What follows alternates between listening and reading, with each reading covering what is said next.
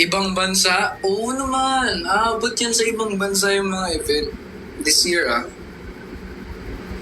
Aabot yan. Tingnan mo. Lilibutin muna namin yung Pilipinas.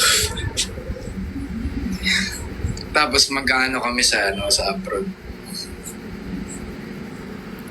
Tingnan nyo. Isang post. Ayusin ko nga yung buhok ko yan.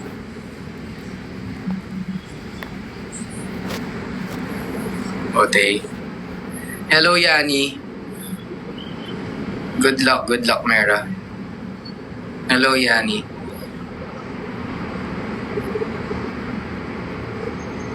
Ano daw? First time mo bang mag-live? Hindi ka eh. Actually, pang-apat ko na to. Anis. But, ang dami na, no? Sa buong TikTok, ko. Pang-apat ko na to.